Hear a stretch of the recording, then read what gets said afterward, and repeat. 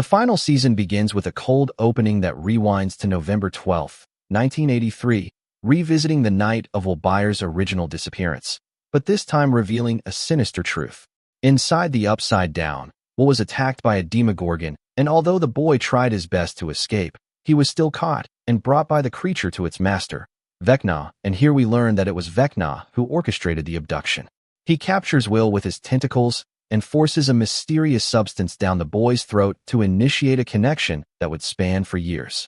The scene then shifts to the Wheelers, where we learn that following the devastating events of Season 4, where the Upside Down's fissures tore through Hawkins, the Byers, consisting of Joyce, Jonathan, and Will, moved in with the Wheelers in the time leading up to November 1987. This arrangement allowed the group to consolidate their efforts and maintain the secrecy necessary for their ongoing missions against Vecna. The town is now a militarized and quarantine zone, with the large military access central zone, also known as Max Z, erected over the central gate, and mandatory medical checkups are enforced to monitor the population for any signs of contamination. Meanwhile, 11, who is wanted by the military, remains in hiding with Hopper and Joyce to evade the military forces, led by the new and intensely motivated Dr. K. 11 undergoes rigorous training to enhance her powers, but she remains frustrated by Hopper's refusal to let her join the dangerous reconnaissance missions known as crawls. These missions, known as crawls, involve using a military burn operation, the temporary opening of the gate to transfer supplies, as a window for Hopper to sneak into the Upside Down on a reconnaissance run to find Vecna's presumed hideout. Meanwhile, a glitch occurred at the radio station, known as the Squawk, due constant signal interference that made communication unstable and fractured. To fix this issue, Steve and Robin called Dustin for help, but he sneers at them, demanding that they solve this minor problem by themselves. However, tensions run high at school because Dustin, deeply mourning the death of Eddie Munson and enraged by the lingering vilification of his friend, insists on wearing his Hellfire Club shirt and challenging the town's prejudice. This angers a bully named Andy, who corners him with his gang and manages to rip his shirt, but thankfully Mike and Lucas arrive and save Dustin from the bullies. They berate him for wearing the Hellfire t-shirt, but Dustin remains adamant that Eddie Munson was innocent. Simultaneously, Murray Bauman is seen driving a truck and entering Max Z under the pretense of a standard supply delivery to bypass the strict military borders. He provides the group, specifically Nancy and Robin, with essential smuggled items, including bullets, grenades, and other necessary equipment, and he also provides the intelligence about the military's planned burn operation, which the group needed to launch Hopper's crawl mission. He informs them that, on that very night at 10 p.m., the military is planning to enter the Upside Down in a 2-hour-long trip and provide supplies to Dr. K's base, which is set up inside the Upside Down. Without wasting any time, Robin relays this information to everyone via radio in the form of coded messages, and the others note down the relevant details. Each of the group knows their part very well, and hence makes plans to bring this crawl to fruition.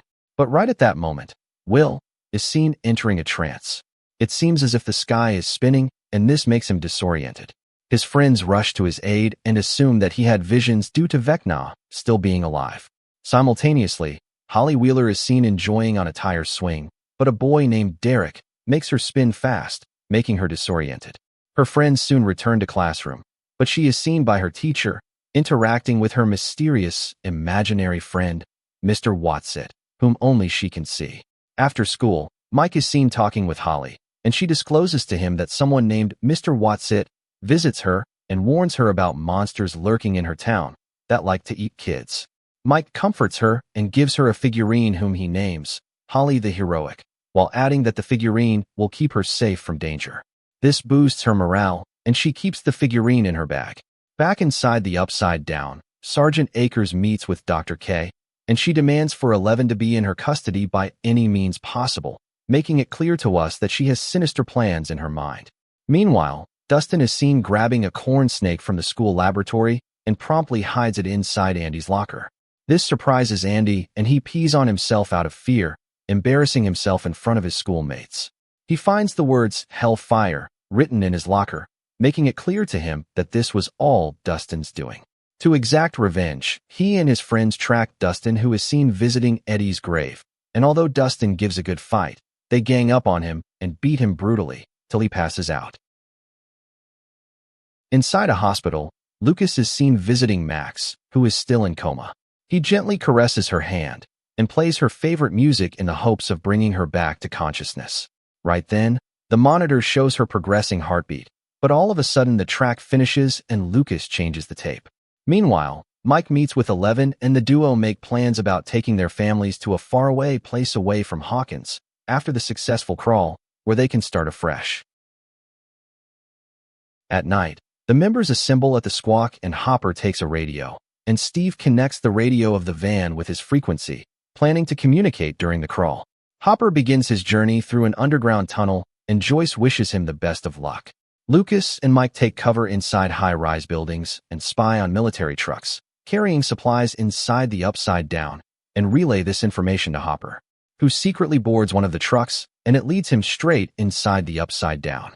Jonathan and Steve also set the van in motion, all the while keeping connection with Hopper via radio transmission.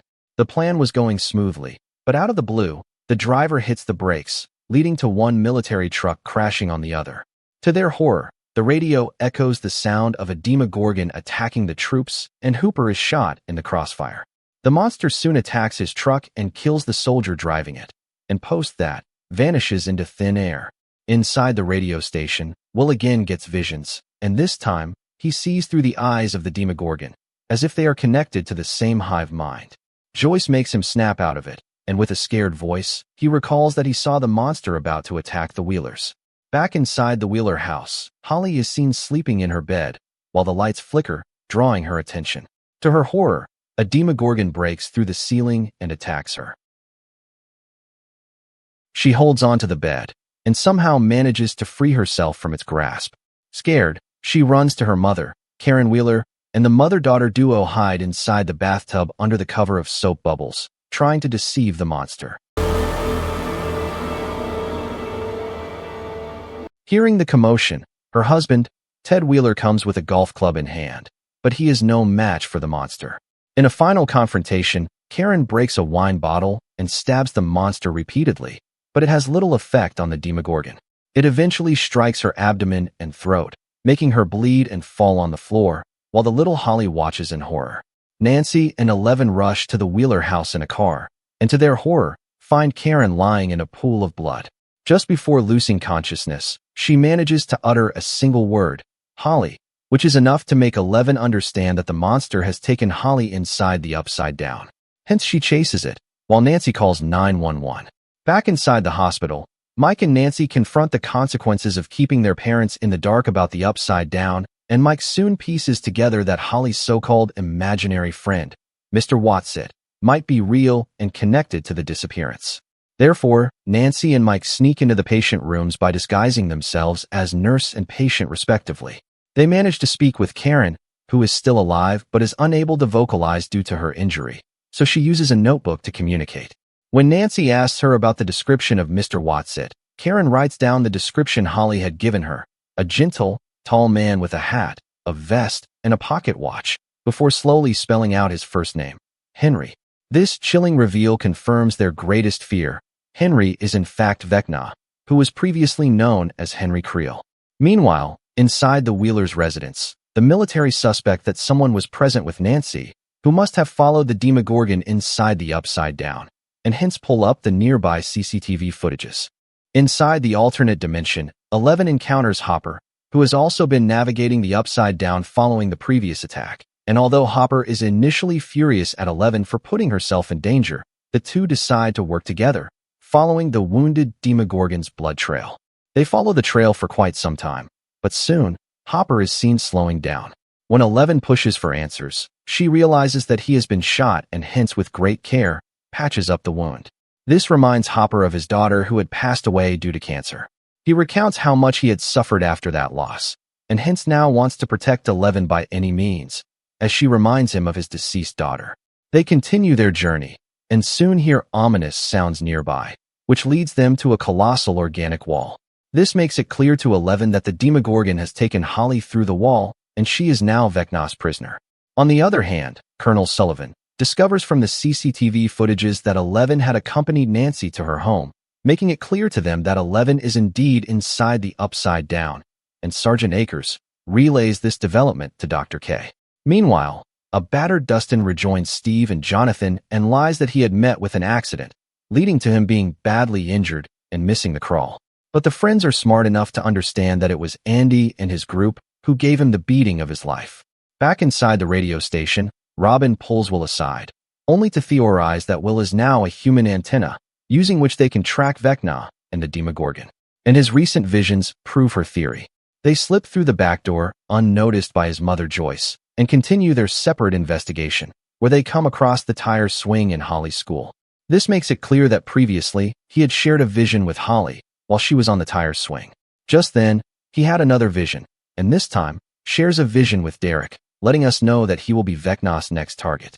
To our horror, Henry is seen taking Holly to the Creel house, which seems to be located inside his mindscape, and Holly seems to be under the illusion that Henry is her benevolent friend.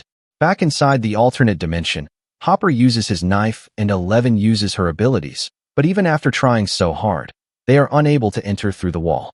To their shock, the military trucks arrive, loaded with sonic weapons with specialized sonic device mounted on one of the trucks, and the resulting high-frequency noise immediately cripples 11, rendering her powerless. The soldiers stop at the wall, and to their surprise, find a knife lodged into the organic wall. This alerts them of the presence of Hopper and 11, and hence, Akers orders one of his men to use the sonic device with more power, forcing a painful, involuntary cry from 11 that reveals their precise location. Consequently, a brief but intense shootout ensues, involving Hopper's smuggled grenades and gunfire, and this action successfully destroys the sonic device, allowing a freed 11 to use her powers to defeat the remaining soldiers. After this, she and Hopper quickly retreat, taking the remaining conscious soldier, Sergeant Akers, captive for interrogation. They interrogate Akers, but being a soldier himself, he does not leak out information, thereby forcing 11 to infiltrate his mind. She searches through his memories and discovers a metal door, behind which a powerful entity is kept locked up. The entity is so powerful that it throws her out of Akers' mind, leading a shocked 11 to believe that it is Vecna whom the military have imprisoned inside the door. In the real world, Will and Robin get spotted by Joyce, who berates Will in front of Robin, but this is when he snaps. He admonishes her for always keeping him grounded and reveals his findings, as per which, Derek is going to be Vecna's next victim and they must stop his plans from coming to fruition. The scene shifts to the Creel house inside Henry's mindscape, and we see Holly having breakfast with him. He reveals to her that the next person to enter the house will be Derek, and he will soon be followed by Holly's family. Holly is happy to know that her family will be saved by Henry, and hence shows her gratitude. While leaving the house, he warns her against entering the jungle, claiming that it is the place where the Demogorgons thrive. Alone inside the Creel house, Holly sings to herself, but all of a sudden, hears a knock on the door. She asks for the identity of the visitor, but receives no response. A scared Holly tiptoes to the door, and to her shock, finds no one around. She searches the mailbox and sure enough, finds a letter from Henry, asking her to cross the jungle and visit a mountain near a river. Hesitant, but not sure what to do, she puts on the clothes resembling Holly the heroic, and sets out on her journey. She crosses the jungle, and uses her binoculars to scan the surroundings from time to time, to check for Demogorgons. Once she is near the mountain, she senses someone approaching, and quickly hides herself behind some rocks. But to her shock, she is approached by a nice young girl who turns out to be Max. Back at the radio station, the group unites to discuss the next plan of action. Here, Will discloses his findings and urges everyone to save Derek Turnbow. Mike gets a brilliant idea to take the help of Erica Sinclair, who turns out to be the friend of Tina Turnbow, Derek's elder sister. They plan on sedating the family, and then taking Derek out of the house and lock him inside a barn, while keeping his eyes covered. In this way, they can trap the Demogorgon when it tries to abduct Derek and fire a bullet imbued with a transmitter, which will help the group track the monster back to Vecna. And here we see Jonathan, in possession of a ring, letting us know that he intends to propose to Nancy once the crawl is completed. Meanwhile, Lucas and Mike approach Erica, who although initially hesitant, agrees to join the plan. On the other hand, Robin and Will visit a hospital, where she bribes a nurse and steals some sleeping pills from the lockers. They mix the sleeping pills with a pie made by Erica, which she presents to the Turnbows as a gift. All the members of the Turnbow family enjoy the pie, but Tina remains hesitant as she is on diet control. Mr. Turnbow soon passes out under the effect of the drug and is soon followed by his wife and Derek. The sight of her family falling unconscious to the floor alarms Tina, but before she could call 911, Erica injects her with sedative, making her join the rest of the family. The group then drags Derek out of the house and sets traps all around the house, hoping to bring their plan to fruition.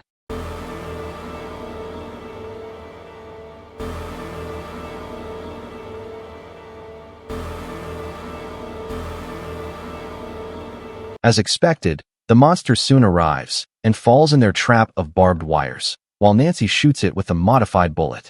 They set it on fire, forcing it to escape through a portal leading to the Upside Down. But they were ready for this, and Steve, Dustin, and Jonathan and Nancy give chase in their car. They follow the monster closely, but soon, Will has another vision in which he sees the monster approach their barn to abduct Derek. Derek Turnbow awakens in a panic despite the overwhelming sedatives, and although Joyce tries her best to make him understand, he acts defiantly, shoving her aside and scrambling up to the hayloft. Consequently, the Demogorgon bursts into the barn, and Joyce swings the axe wildly at the creature, which somehow makes the creature hesitate just long enough for Steve, Dustin, Nancy, and Jonathan to arrive, crashing their van directly into the monster, forcing it to open a small rift and dive into the Upside Down. Following the creature's panicked retreat, Steve, with reckless courage, decides that their only chance is to follow the tracker by driving the car directly through the closing portal. Steve follows it at high speed through the desolate landscape until they abruptly crash into the massive, impenetrable wall that Eleven and Hopper had previously encountered. Back inside the barn, Will regains his composure, and this time, he reveals that he saw Holly, along with 3 other children in Vecna's grasp. Just then, Lucas and Mike arrive with the news that the military is carrying out a mass collection of kids and keeping them inside their camps. Fearing that the children are being led straight into Vecna's path, the remaining crew quickly devises a plan to use Derek Turnbow as an undercover agent within the base. As per the plan, Derek will surrender himself to the military and will call upon all the children who were visited by Mr. Watson.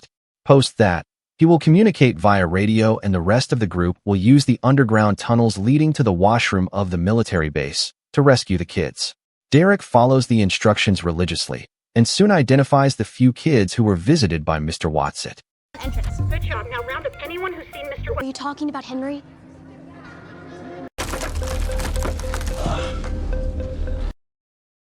They use a ladder to rescue the kids, and the kids board Murray's supply van. But during the rescue, one of the girls catches sight of the happenings and reports this to the guards. Reinforcements arrive, and although Will and Lucas try to block them, they are no match for the military personnel. They get captured by the officers and are taken to Lieutenant Colonel Sullivan, where Joyce tries to justify their actions. Meanwhile, Dustin inspects the crash site in the wake of the loss of the creature's signal, performs quick calculations and realizes that the wall is not simply a containment barrier, but a giant, perfect circle that entirely encompasses Hawkins in the Upside Down. Meanwhile, Akers frees himself from captivity and retreats to his base, where he warns Kay about Eleven and Hopper.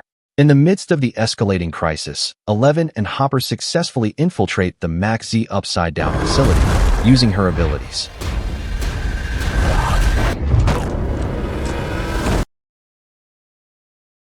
But the military soon activate the sonic weapon, courtesy of Akers.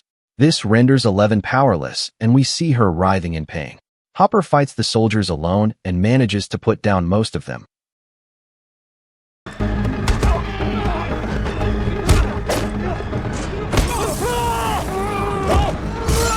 But this is when Kay appears. She opens a secured vault, releasing a tentacle monster which strangles Hopper.